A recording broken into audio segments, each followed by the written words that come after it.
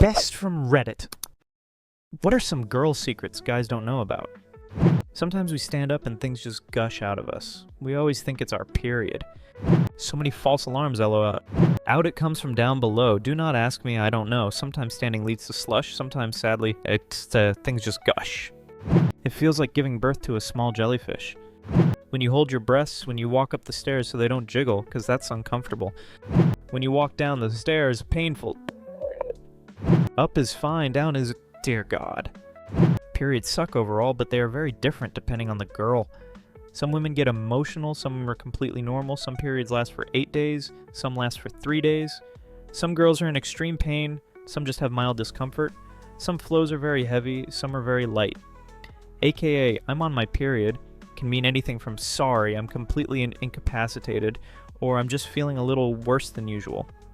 Once I was in so much pain I couldn't walk, so I decided to lie down on the couch in fetal position. A few minutes later I got the biggest urge to pee.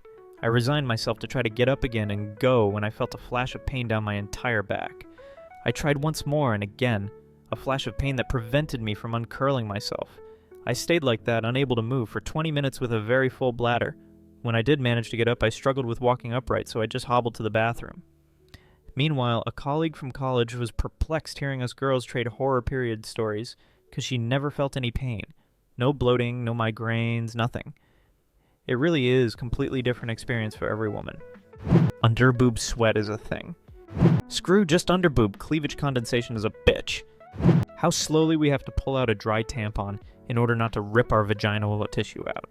Oh, Midgie, that is the worst feeling fucking ever. Like I'm pulling a bale of hay out of my twat.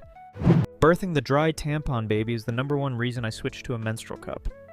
After you go to the toilet and you have discharge in your knickers, pulling your knickers back up again is the most horrific feeling. It gets cold very quick whilst you pee. Cold, wet, and slimy discharge knickers suck. Imagine that all day long. This is why I just check my knickers every time I sit on the toilet and wipe them. And unlike another comment mentioned, I do not wear liners on the daily, because it's a faff and pretty wasteful. If there are any men fashion designers on here, women who like dresses want pockets in the dresses. And I don't mean near my boob, I mean on the actual skirt part. I love my one dress with pockets. I am convinced the designer of the modern skirt was a miserable old man who said, God already gave women a pocket, they're not getting any more. Sorry, you gotta buy our purse too, which is approximately 5 times more expensive than dress. Some of us get extremely horny during the period, or a little before that. Not the best timing, and not so many men dig it. My wife gets horny and irritable at the same time. Definitely not the best combo. She'll complain all day and then wonder why I wasn't enthusiastically initiating anything in bed. It took me a few years to notice the pattern. When girls are particular about their hair products, it's not us being overly superficial or picky. When your hair is long, the right shampoo, conditioner, drying routine can be the difference between soft waves and a dry, ratty mess. My boyfriend doesn't understand why I can't just use his shampoo conditioner 2 and not 1. His hair is soft using it, so mine would be 2 in his eyes. What he doesn't realize is all of his hair is an inch or 2 away from his scalp, and mine isn't. The ends would be so dry. The feeling of having fart bubble popping forwards and squeezing your thighs to pop it. Wow, didn't expect this to blow up. Till. That guys get this too. Now I have a mental image of dicks flapping up like the lid on a kettle. The fart bubble that sometimes comes forwards and goes into your vagina and you're squirming BCBW. You have butt air your vagina now. I nearly wet myself laughing when my partner sat there, farted, and with a hint of surprise in her voice said, "Ooh, it bubbled up me flu." When we say don't stop during sex, it means don't stop doing what you are doing. Don't go harder, don't go faster. Just don't stop doing it exactly as you are right now. It seems that when this is said, the guy speeds up or starts fucking up the rhythm. I get that some guys get excited and go faster, harder, but for me, it feels more like when you're halfway through a Guitar Hero solo on Expert, and your friend says, "Oh shit, don't stop." But then of course your hand starts to cramp up and you lose your rhythm and then you start to fuck up. Reminds me of when my wife and I had the "when did you know you love me" type talk. She said it was because I maintained the same rhythm when she would say just like that. She was a one and done type with orgasms. After she had hers, she would give me the green light to do what I want. It was kind of odd in a way, but we had a great sex life. The past tense may make some curious. She died of a heart attack a few years back. Okay, but As a guy, when I hear don't stop, it's a bit of a mindfuck because then I'm suddenly extremely conscious, aware of what it is I'm doing. In other words, I realize just how important it is to keep doing what I'm doing. And that's the problem. Suddenly I'm thinking and concentrating very hard on what it is I was doing, and it's super easy to overthink it. It's like, have you ever been walking and then suddenly become acutely aware of the mechanics of walking? And then it feels like walking is suddenly 100% harder and more awkward. That's me in my head when I hear don't stop.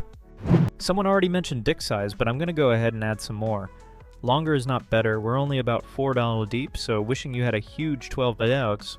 Cock to shove inside of her won't be pleasurable, it'll be very painful. You'll be ramming her in the cervix, and that doesn't tickle. Girth is more desirable, and if you don't have a lot going for you in the pants, plenty can still be done with the tongue and fingers. For a lot of women, penetration isn't the climax. Also, if she's wet, and I mean like fucking Niagara Falls, it's basically dripping down her legs, you could probably get a baseball bat in there with that much lubrication. It's possible she won't feel you at first until you fuck a little out of her. So that is it in? Abysmal isn't always BC, you're just small. The liquid barrier is real. Edit, RIP inbox. I've been trying to keep up with everyone, so my apologies if I didn't get to you. I don't want anyone to feel insecure, my point was just that the porn videos and shit are crazy inaccurate. Most of you are far too hard on yourselves, and your dick is fine the way it is. There's tons of great advice in my line of comments from other men and women, and you shouldn't put so much pressure on what's between your legs. Second edit, thanks for the silver. Third edit, I grossly overestimated the depth of the vagina. Turns out it's only like 4, so some of them... Thanks for the corrections. I fixed it in my original post. I've been with 2 porn star length girth guys, and I didn't end up having satisfying sex with either. When you whip it out and it's the size of my forearm, I'm just gonna be intimidated. Sometimes if you fart, it doesn't escape through the fabric. Instead, it rolls all the way from the back to the front with a noticeable little pop. It's never a good feeling. Edit, apparently this happens to a lot of dudes too. Not gonna lie, I assumed the balls would stop at escaping the front. I've heard it described by people as exiting through the gift shop. The feeling of pulling a really long hair out of your butt crack. At first it's kinda gross, then this good little shiver feeling. Edit. Looks like our hair ends up in our guys' butts too. And you either love it or hate it, so I'm not sure whether to apologize or say you're welcome. You're welcome. I am a man, and trust me, for some reason your GF's hair can be found in your ass crack too. I know that feeling. We have so many hair-related issues. Plucking dark random nipple hairs, trying to line up when we shave our areas to when we hook up to avoid guys from seeing razor burn or ingrown hairs. Before getting out of the shower, we have to pick out hair from our butt crack that fell out from washing our hair, pubes growing and sticking out of our undies, pubes getting stuck in face or liners. Hell hath no fury like a woman who shaved and didn't get laid. Some women have larger labias and sometimes they get stuck in our underwear. It's very painful and extremely uncomfortable. And then we have to either walk funny to try to get them unstuck or walk very, very carefully to somewhere where we can just stick a hand down our pants to get things sorted. And don't get me started about getting stuck in lace underwear. I've got long labia minora and they're a pain. Like, I've considered surgery pain in the ass. I have to squish them around just to be comfortable on a daily basis after every trip to the bathroom. And the amount of times they've gotten in the way mid-sex and almost ripped off because there was a sudden dry patch. Ugh! I have the same problem. It also makes riding a bike super uncomfortable for me. It just squashes them. I've thought about surgery as well, but it's so expensive and done under local anesthetic, which I don't like the idea of. I'm really self-conscious about it around my partner as well, but I'm too shy to bring it up with him. I don't think it likely bothers him at all, but I've heard so many guys say such shitty things about girls with long labia, I can't help feel bad about it. Half the time I'm readjusting my bra, I'm actually trying to scratch my nipple. I used to be secretive about it. Now as I creep closer to 40, I just don't give a fuck anymore. If my nipple itches, I will scratch it, and if my coworkers ask what the hell I'm doing, I will tell them straight out that my damn nipple is itchy. Guys have been scratching and readjusting in front of me my entire life. The world can handle me sticking my hand inside my bra, and thanks to the power of suggestion, now my boob itches. We need to pee right after sex to reduce the risk of getting a UTI. Also, if on birth control and pulling out isn't necessary, we need to go empty out the goo you just gifted us. Please don't try to throw your arm around me and fall asleep. I don't want to sleep in the sex juice that will be leaking out of me momentarily. Let me go take care of that real quick while I pee. If you have sex without a condom, we need a good few minutes after to let everything drain out of us. I always tell my boyfriend, "Barb, gotta go ooze," because I love seeing the cringe. I try to come up with new ways to phrase this. So far, my partner's favorite has been exercising the semens. Gotta spice it up, I know. If you like this video, don't forget to put a like and subscribe to the channel. Leave comments with your stories below. Watch our other videos, and thanks for watching.